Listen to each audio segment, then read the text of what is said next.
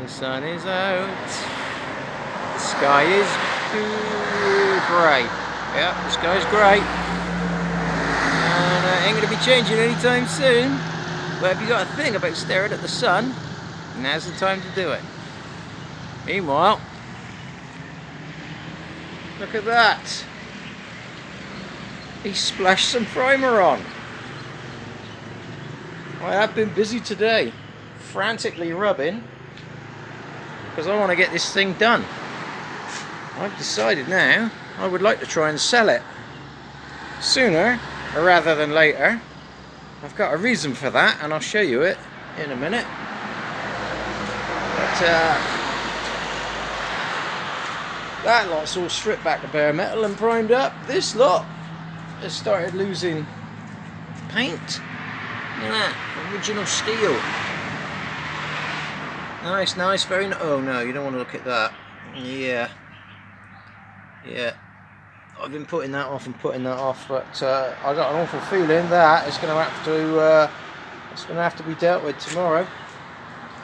That and another thing I've been putting off. All the horrible shrinkage lines on that panel. You're not going to see them now because this camera can't even pick up normal stuff yet alone close-ups. But anyway, oh hang on, no, there's a tiny bit there. Tiny. Can you even?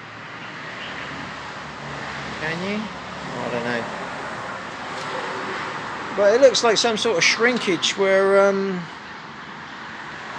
well yeah, it looks like some sort of shrinkage. I'm not even going to try and invent what it is, but the only way around that now is I've got to do one of two things: either put another coat of paint on it or mop it with an electric mop. Now those of you that have been around for a while, thank you for being around for a while, but you'll also know that I bloody hate prep work, because I keep going on about how much I hate prep work. Well, the only other thing I hate more than prep work is mopping. If I try mopping that thing, I'm almost certainly going to burn through it, and then we're going to get another problem. Even if I don't burn through it, we're going to end up with a beautiful glassy flat panel with no orangey peel or bits in it. And then of course I'm going to have to polish the rest of that, and I'm very sorry, but there's no way I'm going to be mopping all that lot and having to patch up anything I burn through, especially not for the amount of dollar it's going to get me. So that probably won't be happening. We'll just be whacking another coat of paint over that. So going back to what I was trying to say, I've completely been sidetracked because some dude turned up just now to have a look at the car while I was filming. But I think I was trying to say something along the lines of, this bad boy's come up for sale and I like it. I've taken it for a test drive and it drives really, really nice.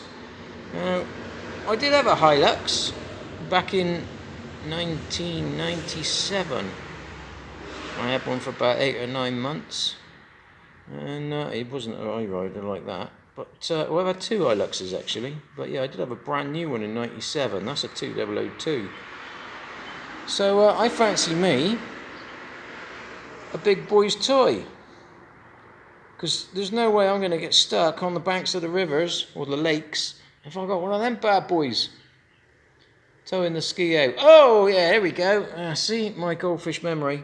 So yeah, there is some good news coming. I've found a camera that actually got a pause function. So this bad boy here, I can just use it like my phone camera, except I can mount it on me and it'll take like long videos, 2-hour odd videos. So I can actually make some long videos now without the ball ache of trying to edit them together.